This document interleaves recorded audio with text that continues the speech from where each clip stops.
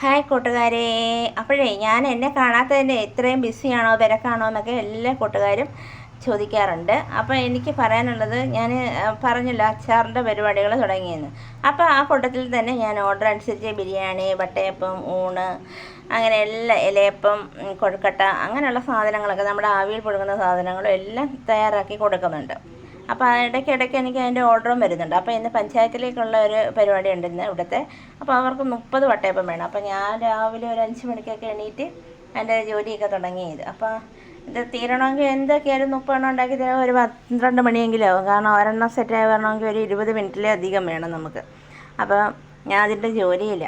അപ്പോൾ കുറച്ച് ഞാൻ ഉണ്ടാക്കി അടുപ്പിക്കേ ഉള്ളൂ. മറ്റേ ഒരാളും കൂടി ഒന്ന് സഹായത്തിന് വരുമായിരുന്നു. അപ്പോൾ വട്ടയപ്പത്തിനുള്ള മാവൊക്കെ സെറ്റാക്കി വെച്ച് 2 പാത്രത്തിലാക്കി വെച്ചിരിക്കുക. അപ്പോൾ ഒരു പാത്രത്തിലാണ് ഞാൻ മിക്സ് ചെയ്ത് എല്ലാം റെഡിയാക്കി എടുത്ത്. അപ്പോൾ നമ്മളിത് വെറുതെ എല്ലാം നന്നായിട്ട് അണ്ടിപ്പരിപ്പും മുന്തിരിയൊക്കെ ചേർത്തിട്ടാണ് തയ്യാറാക്കുന്നത്. കണ്ടല്ലോ, അകത്തും ഇട്ടിട്ടുണ്ട്, അതേപോലെ തന്നെ പുറത്തും ഇട്ടിട്ടുണ്ട്. അപ്പോൾ പിന്നെ ആവിയിൽ ഒന്ന് വെന്തുകൊണ്ടിരിക്കുന്നു.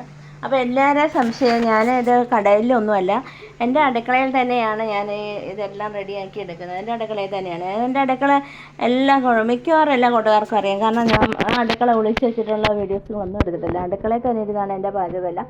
പിന്നെ ഞാൻ അടുപ്പ് താഴെ വെച്ചാണ് ചെയ്യുന്നത്. അതുകൊണ്ട് പിന്നെ എനിക്ക് കുറച്ചും കൂടി എളുപ്പമുണ്ട്.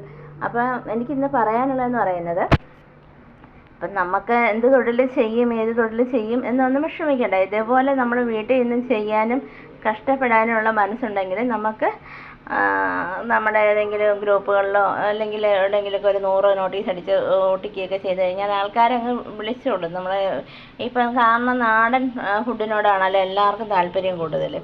അപ്പോൾ അങ്ങനെയൊക്കെ ചെയ്യുമ്പോൾ നമുക്കൊരു വരുമാന മാർഗ്ഗമാവും. അപ്പോൾ ഇന്നത്തെ എൻ്റെ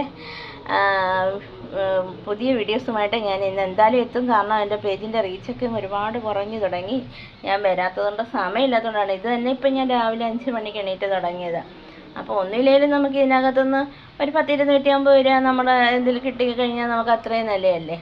ആരുടെയും മുമ്പിൽ നമുക്ക് കൈ നീട്ടാതെ ജീവിക്കാമല്ലോ. അപ്പോൾ അതാണ് ഇന്നത്തെ എൻ്റെ ജോലി എന്ന് പറയുന്നത്. അപ്പം നമുക്ക് പുതിയ വീഡിയോസുമായി കാണാം. അതുവരെ എൻ്റെ എല്ലാ കൂട്ടുകാർക്കും ടാറ്റാ, ബൈ ബൈ.